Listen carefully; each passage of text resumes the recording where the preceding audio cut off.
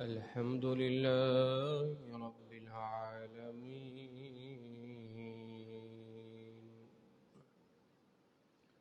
والعاقبة للمتقين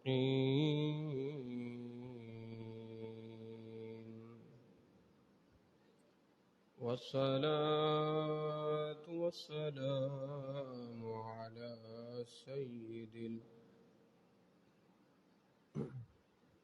الأنبياء والمرسلين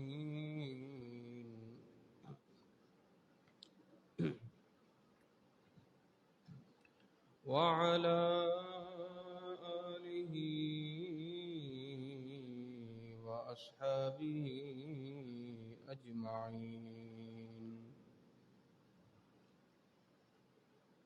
قال الله تبارك وتعالى في القرآن المجيد والفرقان الحميد: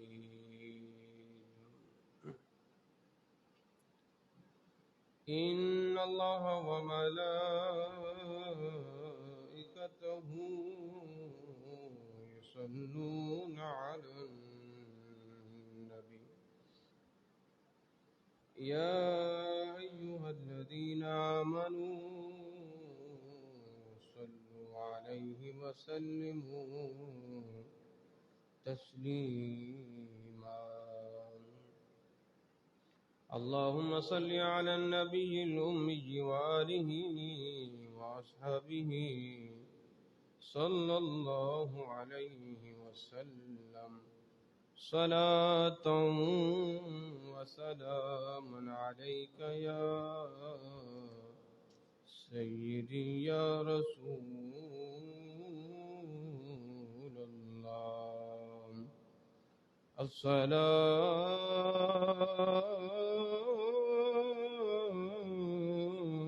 والسلام عليك يا سيدي يا نبي الله. بلغ العلا بكماله كشف الدجى بجماله حسنت جميع خصاله. صلوا عليه وآله وأصحابه وسلموا تسليما. يا رسول الله انظر حالنا، يا حبيب الله اسمع قالنا. إننا في بحر هم مغرق، خذ يدي ساحل لنا أشقالنا. الہی تڑپنے تھڑکنے کی توفیق دے، دل مرتضیٰ سوز صدیق دے. صدیق عکس حسن کمال محمد است، فاروق دل جاہو جلال محمد است.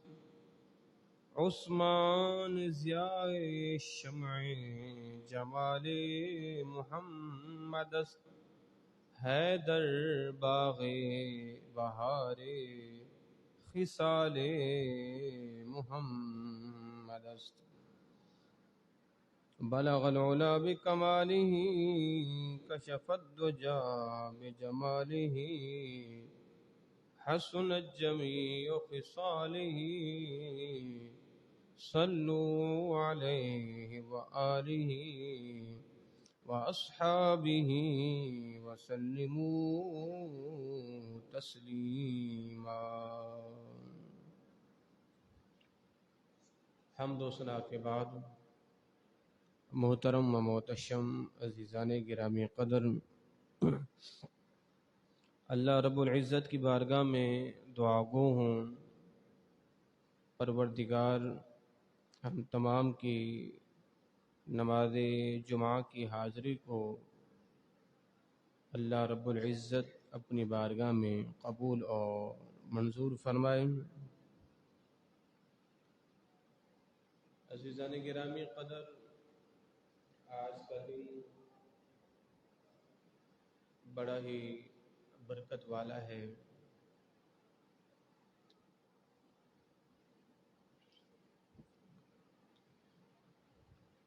اور آج کے دن کو ایک خاص امتیاز بھی حاصل ہے، اس لیے کہ آج کا دن 18 ذی الحجہ ہے، اور 18 ذی الحجہ کا دن امیر المؤمنین خلیفۃ المسلمین خلیفہ برحق داماد رسول حضرت سیدنا عثمان غنی رضی اللہ تعالی عنہ کا یوم شہادت ہے، یوم وصال ہے۔ اللہ رب العزت آپ کی قبر انور پر اپنی کروڑوں رحمتوں کا نزول فرمائے۔ جناب عثمان غنی رضی اللہ تعالی عنہ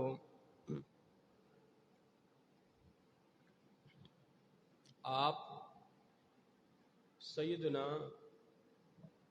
صدیق اکبر رضی اللہ تعالی عنہ کی دعوت پر اسلام لائے،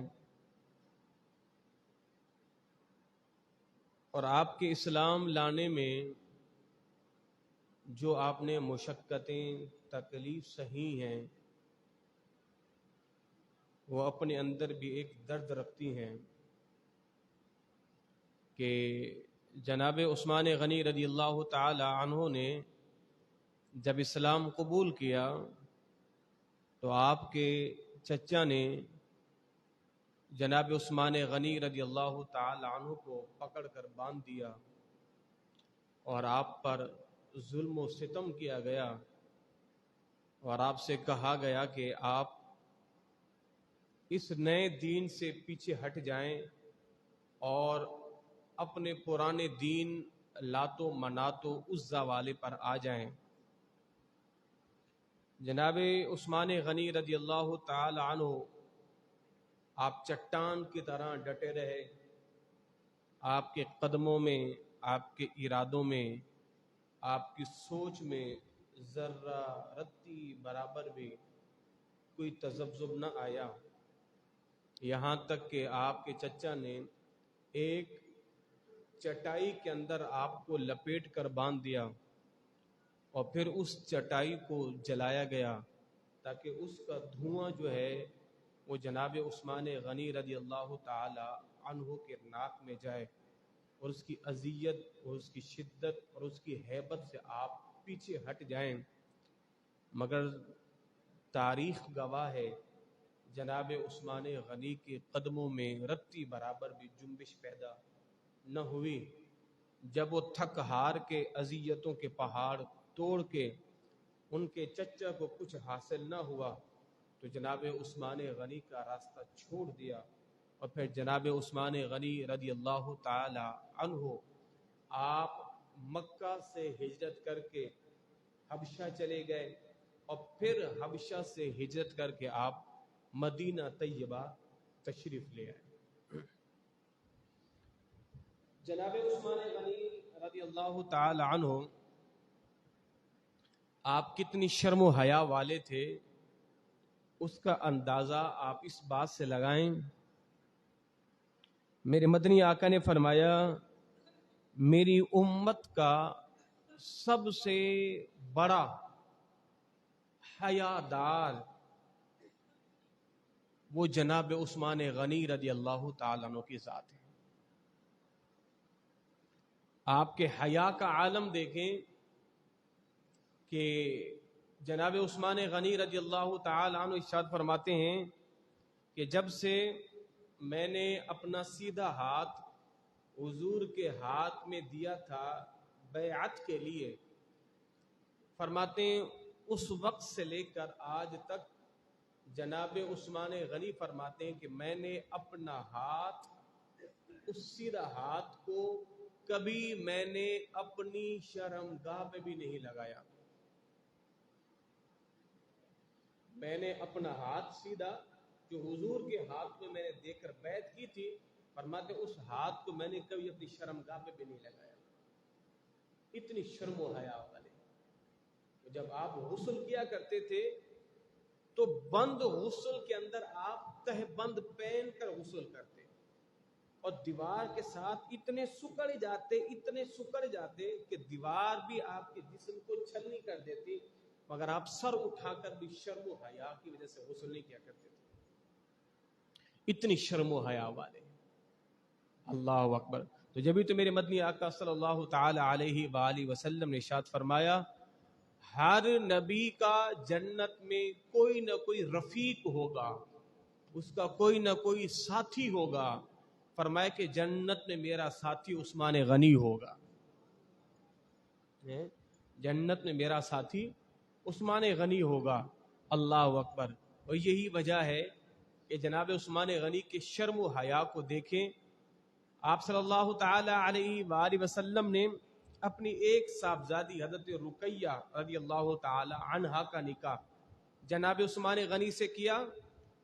ان کا وصال ہو گیا.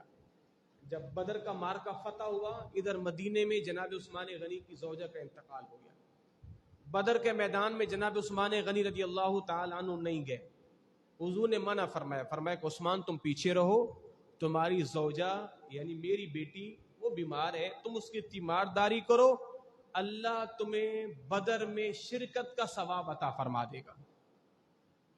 جناب عثمان غنی رضی اللہ تعالیٰ عنہ نہیں گئے اور اتنے میں کسی قاصد نے آ کے مدینے میں یہ خبر دی اللہ نے مسلمانوں کو فتح یابی عطا فرمائی ہے، بدر کا میدان فتح ہو گیا ہے.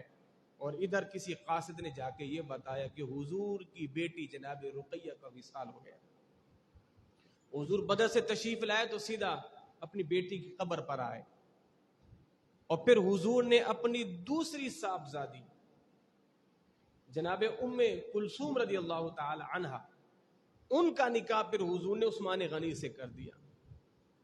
اور پھر حضور کی حیات میں ان کا بھی وصال ہو گیا. جناب رقیہ کا وصال ہوا اور پھر جناب ام کلثوم کا بھی وصال ہو گیا. اللہ اکبر اللہ اکبر. مولا کائنات رضی اللہ تعالی عنہ اس حدیث پاک کے راوی ہیں. حضور نے فرمایا اگر اللہ رب العزت مجھ محمد کو 40 بیٹیاں بھی دیتا، ایک روایت میں 100 بیٹیوں کا بھی ذکر ہے، فرمایا کہ اگر اللہ مجھے 40 بیٹیاں بھی دیتا نا تو میں یکے بعد دیگرے عثمان غنی کے نکاح میں دیتا رہتا. یکے بعد دیگرے عثمان غنی کے نکاح میں دے دیتا. اللہ اکبر. تو یہ جناب عثمان غنی رضی اللہ تعالیٰ کی شرم و حیا کا عالم ہے. یہ حضور نے فرمایا اگر اللہ مجھے بیٹیاں دیتا تو میں یکے بعد دیگرے جناب عثمان غنی کے نکاح میں دے دیتا. جناب عائشہ صدیقہ رضی اللہ تعالی عنہا ارشاد فرماتی ہیں کہ حضور ایک مرتبہ میرے حجرے میں تھے اور سرکار لیٹے ہوئے تھے اور حضور کا انداز لیٹنے کا اس وقت بڑا تکلفانہ نہیں تھا. حضور جو ہے وہ نارملی جو ہے وہ جس طرح لیٹتے ہیں حضور لیٹے ہوئے تھے اور حضور کی پنڈلی مبارک سے کپڑا ہٹا ہوا تھا. تو اتنے میں دروازے پہ دستک ہوئی تھی تو جناب ابو بکر آئے، حضور نے ان کو آنے کی اجازت دی. کسی کام سے آئے، پھر جناب عمر آئے. حضور اسی حال میں لیٹے رہے، حضور اٹھے نہیں. حضور نے اپنی پنڈلی مبارک پہ کپڑا نہیں ڈالا. سرکار یوں ہی لیٹے لیتے جناب ابو بکر کو بھی فارغ کر دیا گفتگو کر کے. جناب عمر بھی چلے گئے اور پھر دوبارہ دستک ہوئی. حضور عثمان غنی رضی اللہ تعالی عنہ آئے ہوئے ہیں آپ سے ملنے کے لیے. تو حضور نے فرمایا انہیں ذرا روکو، انہیں ذرا روکو. جناب عثمان غنی رضی اللہ تعالی عنہ کو روکا گیا. سرکار نے اپنی پنڈلی پہ کپڑا رکھا، سرکار اٹھ کے بیٹھ گئے. عثمان غنی تشریف لائے، حضور نے ان سے بات کی، آپ چلے گئے. اما عائشہ رضی اللہ تعالی عنہ ارشاد فرماتی ہیں میں نے حضور سے عرض کی بندہ نواز یہ کیا بات ہے؟ ابو بکر آئے تو آپ لیٹے رہے، عمر آئے تو آپ لیٹے رہے، عثمان غنی آئے تو آپ اٹھ کے بیٹھ گئے، آپ نے اپنا کپڑا ٹھیک کر لیا۔ تو حضور نے فرمایا عائشہ میں کیوں نہ اس سے حیا کروں کہ جس سے اللہ کے فرشتے بھی حیا کرتے ہیں۔ فرمایا عائشہ اگر اس حال میں عثمان غنی آتے اور مجھے یوں دیکھتے تو ان کی نظریں نیچی کی نیچی رہ جاتی، وہ مجھ سے کوئی بات ہی نہ کرتے، وہ مجھ سے کوئی بات ہی نہیں کرتے، اتنے شرمولے اتنی حیا والے ہیں، وہ یوں ہی کھڑے رہتے۔ میں اس لیے عائشہ میں کیوں نہ اس عثمان سے حیا کروں کہ جس سے آسمان کے فرشتے بھی حیا کرتے ہیں، جس سے آسمان کے فرشتے بھی حیا کرتے ہیں۔ یہ ہے جناب عثمان غنی رضی اللہ تعالی عنہ کی شان، اور یہ ہے آپ کا مقام کہ جس کے لیے میرے مدنی آقا بھی اٹھ کے بیٹھ گئے، اپنے کپڑے کو سیدھا کیا اور پھر جناب عثمان غنی سے آپ نے وہ گفتگو فرمائی۔ جناب عثمان غنی رضی اللہ تعالی عنہ آپ کو اللہ نے یہ اعزاز بھی دیا ہے کہ جناب آدم سے لے کر جناب عیسیٰ تک اللہ نے کسی شخص کے نکاح میں کسی نبی کی 2 بیٹیوں کو نہیں دیا۔ جناب آدم سے لے کر جناب عیسیٰ تک ایسا کوئی خوش نصیب شخص پیدا نہیں ہوا کہ جس کے نکاح میں کسی نبی کی 2 بیٹیاں آئی ہوں، کسی نبی کی 2 بیٹیاں کسی کے نکاح میں، کوئی ایسا شخص ہوا ہی نہیں ہے۔ یہ فقط اعزاز جناب عثمان غنی کو ملا ہے کہ رب ذوالجلال نے ان کے نکاح میں مدنی آقا کی 2 صاحبزادیاں عطا فرمائی ہے۔ تو جب بھی میرے امام فرماتے ہیں ہو مبارک تم کو ذوالنورین 2 شالہ نور کا، اعلیٰ کیا فرماتے ہیں 2 شالہ، اور میں ذوالنورین آپ کو 2 شالہ، یہ جو 2 شالے ہیں، یہ جو 2 نور ہیں، یہ اللہ نے آپ کے حصے میں عطا فرمائے ہیں۔ تو آپ کو کہا جاتا ہے ذوالنورین یعنی 2 نور والا۔ تو ظاہر آپ صلی اللہ علیہ وسلم کی ہر بیٹی حضور کا نور جگر لخت جگر ہے، نور نظر اور لخت جگر ہے، اور حضور کی 2 بیٹیاں تو حضور کی دونوں نور نظر لخت جگر ہوئی، تو گویا کہ حضور کے 2 نور جناب عثمان غنی کے حصے میں آئے، اس لیے وہ آپ ذوالنورین یعنی 2 نور والے ہو گئے۔ اللہ اکبر۔ جناب عثمان غنی رضی اللہ تعالی عنہ آج 18 ذی الحج بھی ہے، اور کچھ لوگ عید غدیر کے نام سے بھی آج کے دن محافل کا انعقاد کرتے ہیں، اور آج کے دن وہ یہ کہتے ہیں کہ جناب آج عید غدیر ہے، اور اس کی مبارکباد بھی دیتے ہیں۔ ہمارے بھولے بالے سنی بھی جو ہے وہ عید غدیر کے نام سے میسیجز وغیرہ چلاتے ہیں اور ایک دوسرے کو مبارکباد دیتے ہیں۔ یاد رکھیے گا جناب مولا کائنات کی شان سبحان اللہ، ابو بکر و عمر کی شان، عثمان غنی کی شان سبحان اللہ، مگر دشمن ہمیشہ ایک چال چلتا ہے، اور وہ ایسی خفیہ چال چلتا ہے کہ کسی کو خبر ہی نہیں ہوتی۔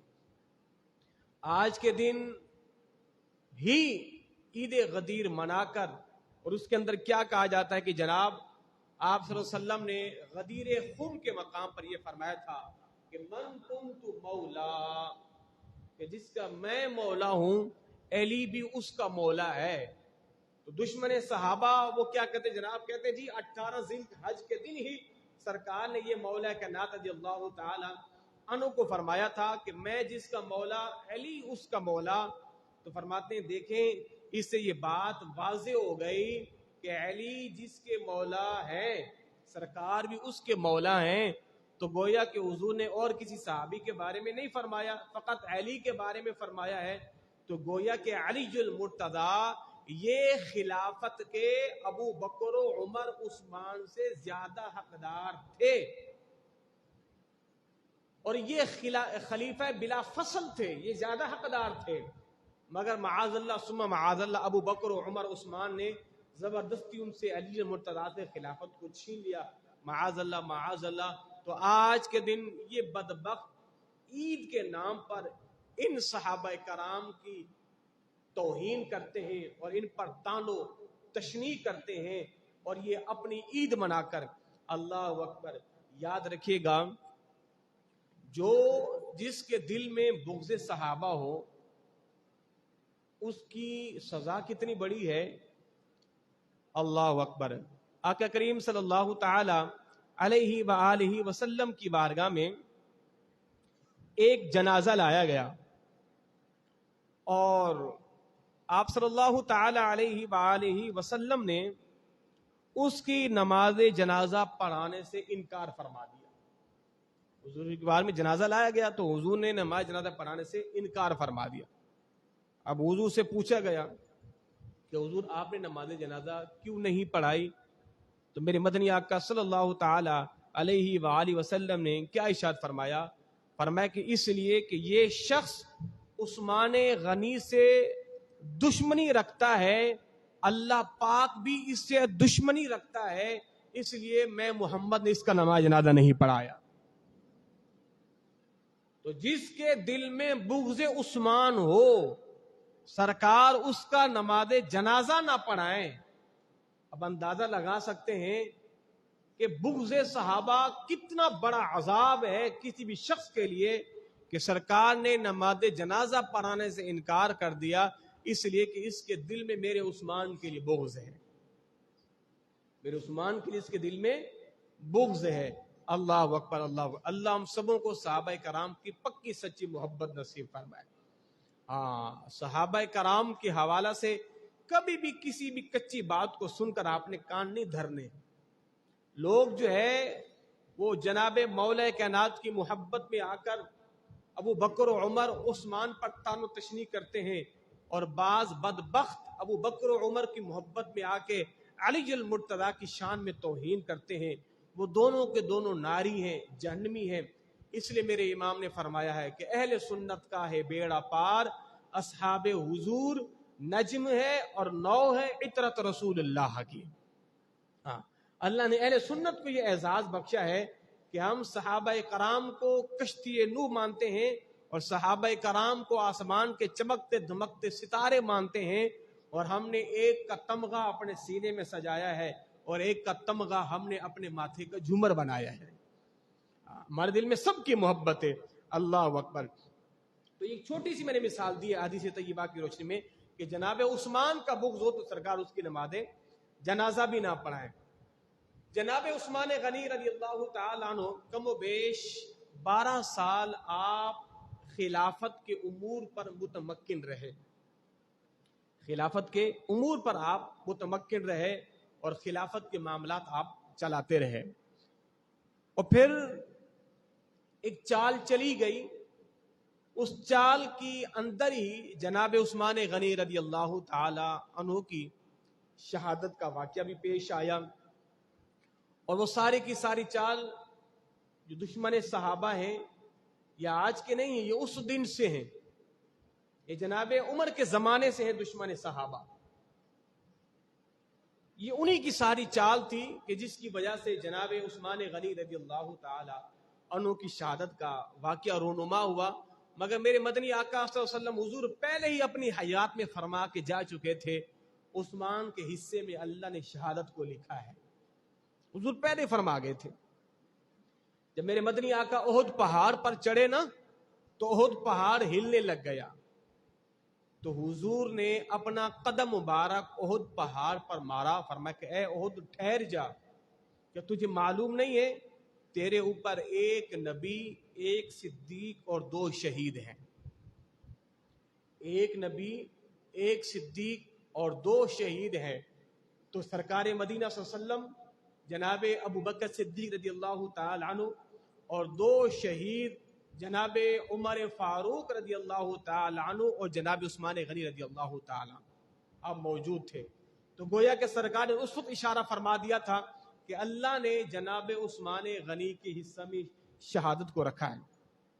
صحابہ کرام فرماتے ہیں کہ ہم بیٹھے ہوئے تھے تو حضور کے سامنے سے نا ایک شخص گزرا اور اس نے اپنے چہرے پہ کپڑا ڈالے ہوا تھا. تو حضور نے فرمایا کہ یہ جو شخص گزر رہا ہے یہ جنتی شخص ہے. یہ شخص جو گزرا ہے یہ جنتی شخص ہے. اب صحابہ کرام نے دوڑ لگائی، جا کے ان کا کپڑا ہٹایا تو دیکھا وہ عثمان غنی کی ذات تھی۔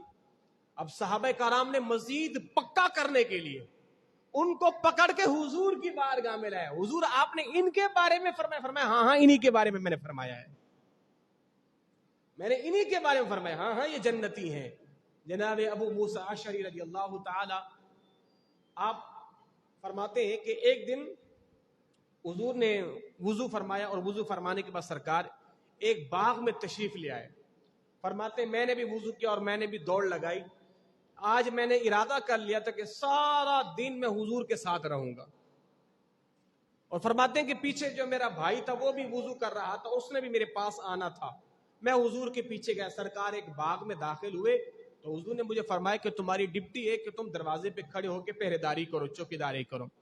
فرماتے میں دروازے پہ سرکار کا بواب چوکیدار بن کے کھڑا ہو گیا تو سرکار اندر چھوٹا سا کنواں تھا، اس کنویں کی منڈیر پہ سرکار بیٹھ گئے۔ سرکار نے اپنے پاؤں کنویں میں لٹکائے اور حضور اس کے کنارے پہ بیٹھ گئے۔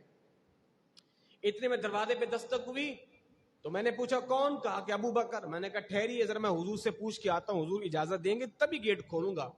میں حضور کے پاس گیا، میں نے سرکار ابو بکر ہیں، فرمایا اچھا ان کے دروازہ بھی کھول دو اور انہیں جنت کی خوشخبری بھی دے دو۔ میں دروازہ کھول دیا، میں نے کہا سرکار نے آپ کو جنت کی خوشخبری دی ہے۔ فرماتے وہ بھی آئے اور سرکار کے ساتھ بیٹھ گئے، انہوں نے بھی اپنے پاؤں کنویں میں لٹکا دیے منڈیر پر، وہ بھی بیٹھ گئے۔ میں دوبارہ آ کے دروازے پہ کھڑا ہو گیا، دوبارہ دستک ہوئی تو میں نے کہا کون؟ کہا عمر۔ میں نے کہا ٹھہریے سرکار سے پوچھ کے آتا ہوں۔ میں آیا، میں نے کہا سرکار جناب عمر ہیں۔ فرمایا ہاں انہیں بھی آنے کی اجازت بھی دے دو اور جنت کی خوشخبری بھی دے دو۔ میں پھر گیا، میں نے کہا عمر اللہ کے رسول نے آپ کو جنت کی خوشخبری دی ہے۔ جناب عمر آئے اور وہ بھی کنویں کے اوپر آ کے بیٹھ گئے۔ اب وہ کنویں کی منڈیر اتنی چھوٹی تھی کہ 3 افراد کے بیٹھنے سے وہ کنویں کی منڈیر فل ہو گئی، اب چوتھے افراد کی جگہ نہیں بچتی تھی۔ اب جناب موسیٰ اشعری رضی اللہ تعالیٰ عنہ فرماتے ہیں کہ میرے دل میں چاہت پیدا ہو رہی ہے، میں نے کہا کاش اب جب تیسری مرتبہ دروازے پہ دستک ہونا تو وہ آنے والا میرا بھائی ہو۔ سرکار کا جو دریائے رحمت جوش میں ہے، جو بھی آئے اس کو کہا جنت کی خوشخبری دے دو، تو ان کا بھائی پیچھے تھا، اس نے بھی آنا تھا ان کے پیچھے، تو میرے دل میں چاہت پیدا ہوئی۔ جب ابو بکر آئے تو میں نے کہا کاش اب دوسری مرتبہ دروازے پہ دستک ہو تو میرا بھائی ہو، وہ نہیں تھا، ابو بکر اور جناب عمر تھے۔ اور میں پھر میرے دل میں خواہش ہوئی چاہے اب جو ہے میرا بھائی آ جائے، وہ دروازے پہ دستک دے تاکہ یہ اعزاز انہیں بھی مل جائے۔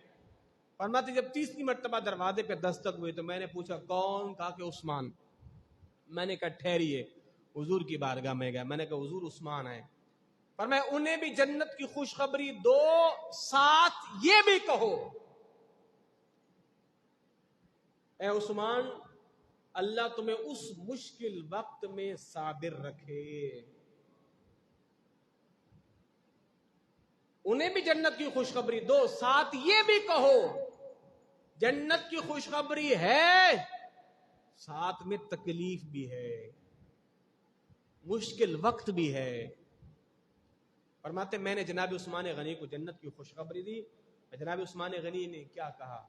اللہ مجھے اس مشکل وقت میں ثابت قدم رکھے اور اللہ میرا مددگار رہے۔ اب دیکھیں صحابہ کرام کا یہاں عقیدہ کیا ہے، حضور نے جو کہہ دیا سو کہہ دیا۔ اب حضور سے آ کے پوچھ رہے حضور کیا مشکل وقت ہوگا، کیسے ہوگا، کیوں ہوگا، پوچھنا ہی نہیں ہے، بس کہہ دیا سو کہہ دیا۔ جناب مولا کائنات کو سرکار نے اپنا ایک فرمان سنایا، کہا حضور اچھا حضور پر یہ بتائیں اس کا حل کیا ہے، یہ نہیں کہا حضور کیسے ہوگا، کیوں ہوگا، حضور اس کا حل بتا دے۔ عثمان جنت کی خوشخبری ہے، ساتھ میں آزمائش بھی ہے، تکلیف بھی ہے، کہ اللہ مجھے ثابت قدم رکھے، اللہ میرا مددگار رہے۔ جناب عثمان غنی جب آئے تو اس جگہ پر عثمان غنی کی جگہ نہیں بچی تھی، اب زہر کنواں چھوٹا سا تھا، منڈیر فل ہو گئی۔ جناب عثمان غنی تھوڑا سا دور جا کے بیٹھ گئے، ابو بکر و عمر اور میرے مدنی آقا ایک ہی کنویں کے اوپر بیٹھے ہوئے ہیں اور جناب عثمان غنی سائڈ پر دور بیٹھے ہوئے ہیں۔ یہاں سے علماء کرام فرماتے ہیں یہ ایک اشارہ ہے، یہ ایک اشارہ ہے۔ سرکار نے جسے کنویں پر جگا دی، حضور نے اسے اپنی قبر انور کے ساتھ بھی سلایا ہے، اور جب کنویں پر جگہ نہ بچی تو گویا کہ روزے کے اندر مزید جگہ بھی نہ بچی۔ تو اس لیے جناب عثمان غنی کا مزار پر انوار جنت البقیع میں تھا، بڑا عالیشان خوبصورت مقبرہ تھا، مگر ان بدبختوں نے بالکل بلڈوزر مار کے، کدالیں چلا چلا کے بالکل زمین بوس کر کے ایک پتھر رکھ دیا ہے چھوٹا سا، الامان الحفیظ۔ بی بی فاطمہ الزہرا رضی اللہ تعالی عنہا کی قبر انور پر بھی آپ کا ایک مقبرہ تھا، گنبد نما تھا، اس کو بالکل زمین بوس کر کے آج آپ جنہیں اللہ نے یہ سعادت بخشی ہے جائیں، چھوٹے چھوٹے پتھر پڑے ہوئے ہیں۔ اور ایک بات آپ کو میں یہ بھی بتا دوں، بڑے پتے کی بات ہے، کچھ لوگ جاتے ہیں اور کہتے ہیں کہ جناب ہم نے جناب عثمان غنی کی قبر پہ جانا ہے۔ اب ظاہر ہے کیسے جائیں تو وہ بھی ہم آپ کو بتا دیتے ہیں۔ جس جگہ پر یہ شرطے، یہ پولیس والے کرسیاں لگا کے بیٹھے ہوئے ہو نا، سمجھ جاؤ وہی جگہ کسی بڑے صحابی کی ہے۔ جس جگہ پر اب جیسے جنت البقیع میں ان طرح کے سب سے پہلے ایک جگہ ہے، وہاں پہ 3 سے 4 شرطے کرسیاں رکھ کے بیٹھے ہوئے اور ایک قبر انور ہے، وہ پہلی قبر انور عثمان غنی کی ہے۔ آگے جائیں گے وہاں پر ایک چھوٹے کھڑے ہوئے ہیں، اللہ اکبر۔ دیکھیں نا کیسے کمال کی محبت ہے۔ تم لوگوں نے ان کے نشانات کو مٹانا چاہا تھا، رب نے تمہیں وہیں کھڑا کر کے دنیا کو بتا دیا یہی کچھ ہے، جبھی تو کھڑا ہوا ہے،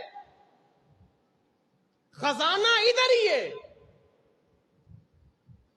ایمان کے منبع رکھنے والی ذات اسی کے اندر ہے، جبھی تو بدبخت کھڑا ہوا لوگوں کو روکنے کے لیے اسی جگہ پہ کھڑے ہو جاؤ، وہیں پہ جا کے دعا۔ تو آج 18 ذی الحج یوم عثمان غنی ہے،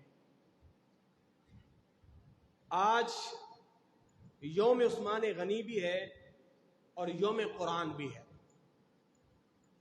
جناب عثمان غنی کو اللہ نے یہ اعزاز بخشا ہے، جامع قرآن عثمان غنی کی ذات ہے۔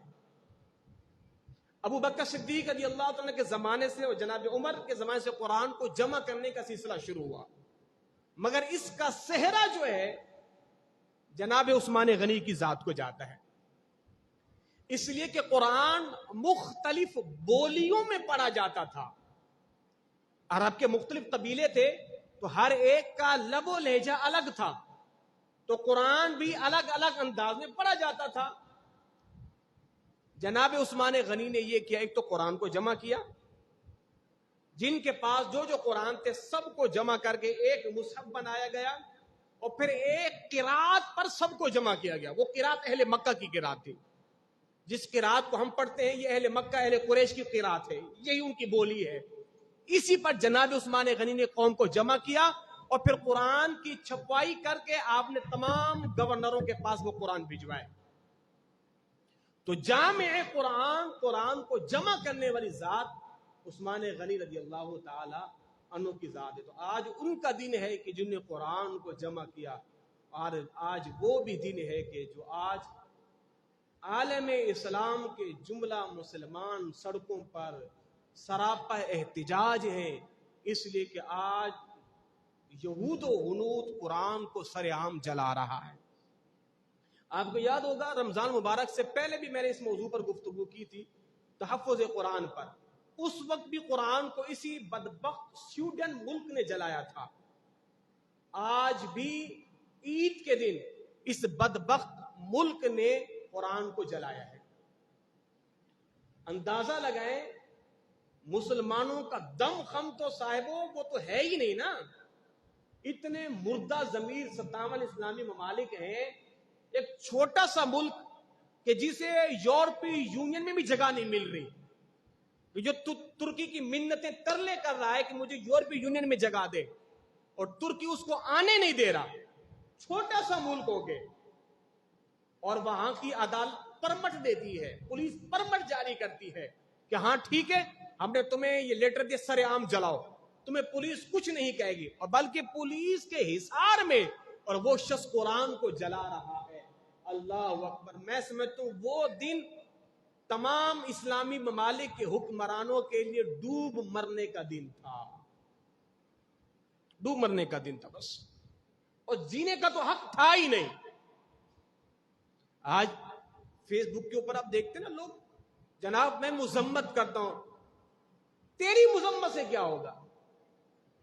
قوم یہ نہ کہ میں مذمت کرتا ہوں، اگر میں یہ کو جناب میں مولوی شفیق مذمت کرتا ہوں، بلکہ میں یوں کہوں میں شرمندہ ہوں، میں مذمت کیسے کر سکتا ہوں؟ مذمتوں کے اندر بھی اپنی ساری تشہیری چل رہی ہوتی ہے، یوں کہ ہم شرمندہ ہیں، بس ہم بے بس ہیں، ہم شرمندہ ہیں، ہم کیا کر سکتے ہیں؟ ہماری حکومت بھی یہ کہ ہم مذمت کرتے ہیں، ان کو تو سوٹ نہیں کرتا، وہ یہ کہ ہم مرمت کرتے ہیں، ہم مرمت کرتے ہیں۔ پہلے فرانس نے قرآن جلایا، پھر ڈنمارک والوں نے قرآن جلایا، پھر ہالینڈ کے کتوں نے قرآن جلایا، اب سوئٹزرلینڈ کے خنزیر قرآن جلا رہے ہیں۔ یہ ملک گئے تو گئے کہاں ہیں جو ایک قرآن کی حفاظت کے لیے بھی نہیں اٹھ سکے؟ یار ایک قرآن کی حفاظت کے لیے، اللہ اکبر اللہ اکبر۔ اب آپ کہتے ہو جناب ہم پر یہ زوال کیوں، یہ ہم پر اللہ کی مصیبتیں کیوں؟ یہ تمہارے ہاتھوں کی کرتوت ہے نا، تمہارے ہاتھوں کی کرتوت ہیں۔ اندازہ لگائیں ہماری قوم کتنی بے حس ہے، بے حس ہے، بے حس ہے۔ دینی معاملات کے اندر نہ ہماری قوم کو کسی چیز سے کوئی تعلق نہیں ہے، کوئی تعلق نہیں ہے۔ اب اس کی مثال لیجئے، آج ہم نے صبح مدرسے کے اندر 8 بجے آج ہم نے مدرسے میں پڑھائی نہیں کی، آج ہم نے اپنے مدرسے کے 150 سے 200 کے لگ بھگ طلباء کو صبح صبح لیا 8 بجے، ان کے ہاتھوں میں ہم نے قرآن تھمائے، قرآن تھما کے ہم بالکل مین سڑک پہ آ کے ہم نے بچوں کو کھڑا کر دیا، ہم نے کہا یہاں پر کھڑے تم سارے قرآن پڑھو۔